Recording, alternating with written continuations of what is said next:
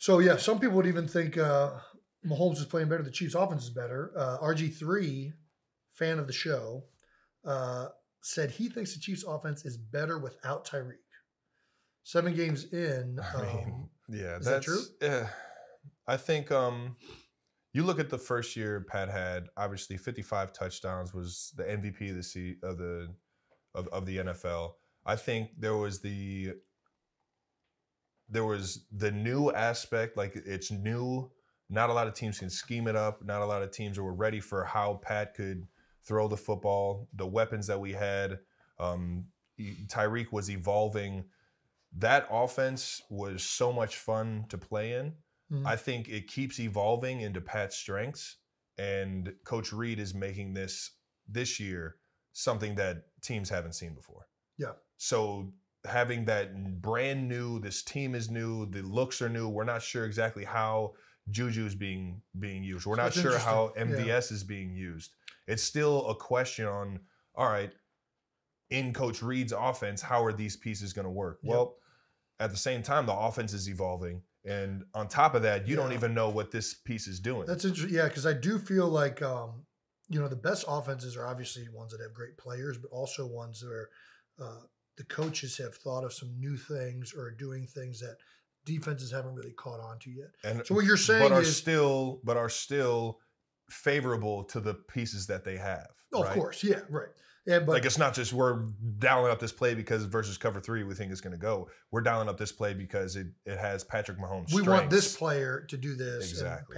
Yeah, I think so. What you're saying is losing Tyreek in some ways has forced Andy and the offensive staff to reevaluate ways to make the offense new pieces. Yeah, new pieces. Way to integrate these, ways to still manufacture big plays. 100%. Whereas before, like having Tyreek was almost like we knew what he was good at. We were going to keep doing these things. Mm-hmm. That's interesting. 100%. Right. So we still have Marquez outside doing a lot of the stuff that Tyreek was doing, a lot of stuff that Demarcus Robinson was doing in terms of deep passes, deep routes, explosive plays.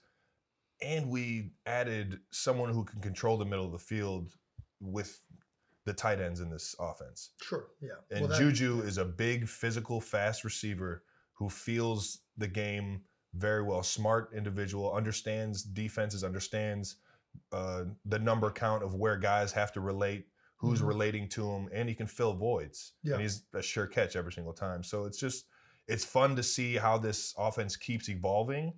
And it's fun to see these new faces.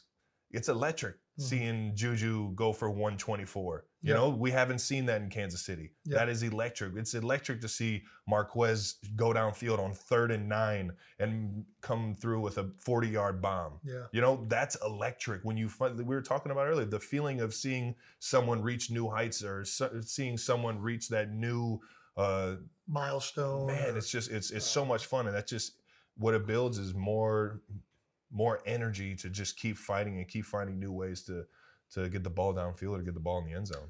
Well, a big reason the Chiefs' offense is better this year, just whether Tyreek's here or not, is I think Pat's just playing better. Not that Pat was playing bad. I just think he's been unbelievable. Yeah, and he's been unbelievable his whole career. Here's an insane Mahomes stat. He has the highest QB win percentage, including playoffs, since 2019. Number 1, Pat Mahomes. Pat Mahomes. Number 2, Aaron Rodgers. Number 3 is Patrick Mahomes when he has had games trailed by 10-plus points. He's above Brady at number 4 in games where he's double-digit losing at a point in the game.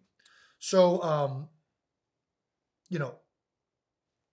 the one and only Sir Patrick Mahomes II. Why is he playing so lights out this year? Same thing? I think he might have heard Keenan Allen say that we got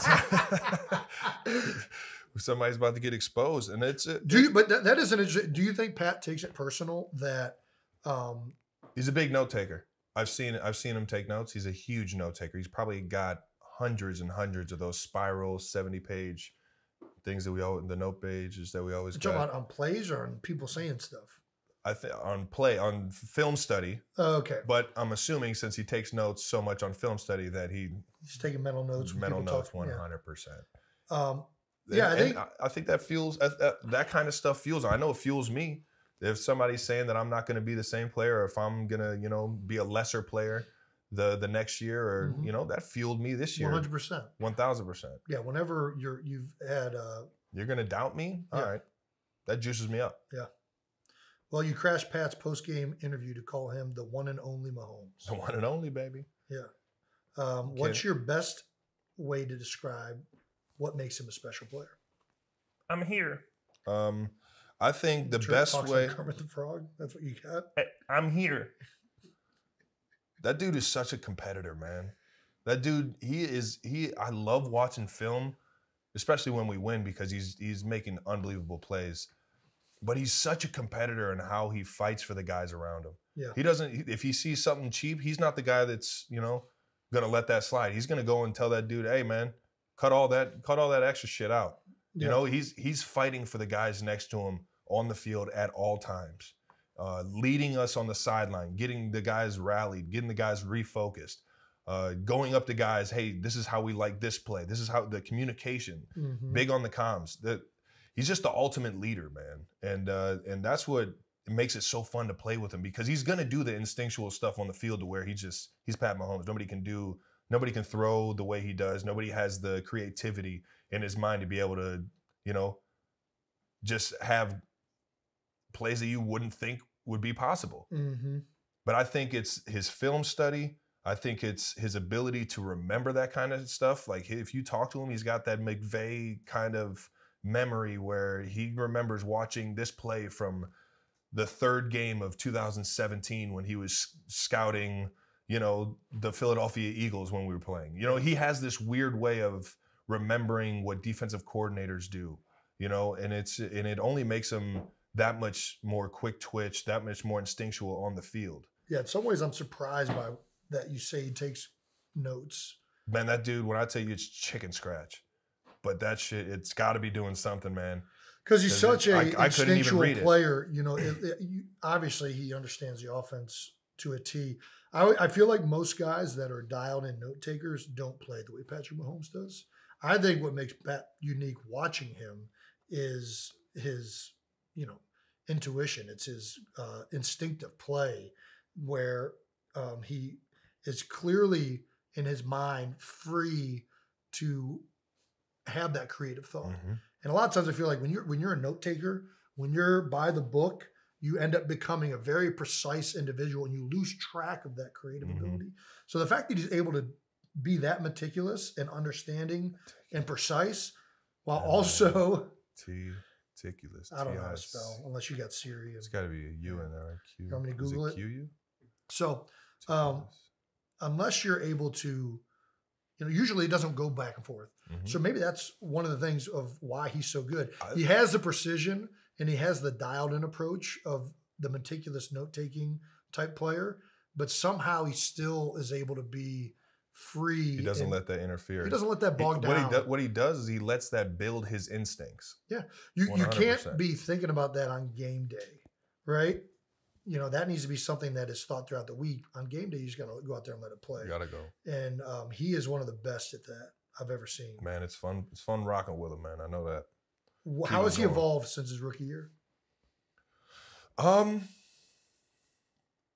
mean, just in exactly what we were saying. I feel like with reps, you understand, what's possible. Yeah.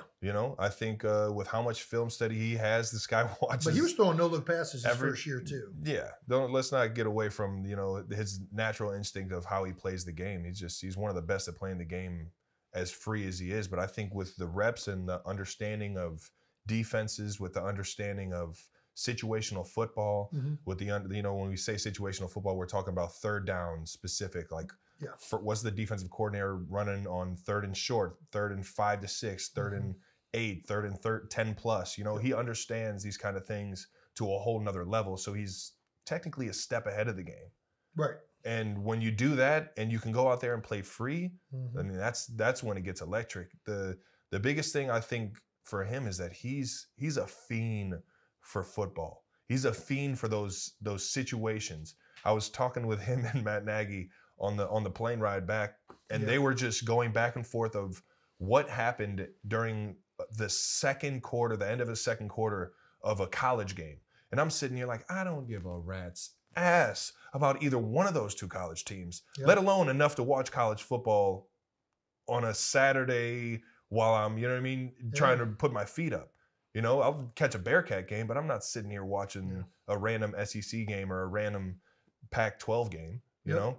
And it's his love for the knowledge of the game is only making his instincts that much more fun. Yeah. You know? Explains why he's one of the best in the business, especially in situational 2-minute drills. He's so good when this team's down or when you guys need a score. That's another thing, man. Right? When you can just get in that thing, put that thing in, what is it, fourth gear? When you can just floor it. Yeah. I mean, you can floor it in any gear, but yeah. Oh, good point. But you go way faster in fourth than you do in first. It's true. You go faster in fifth than you do in fourth. Yeah.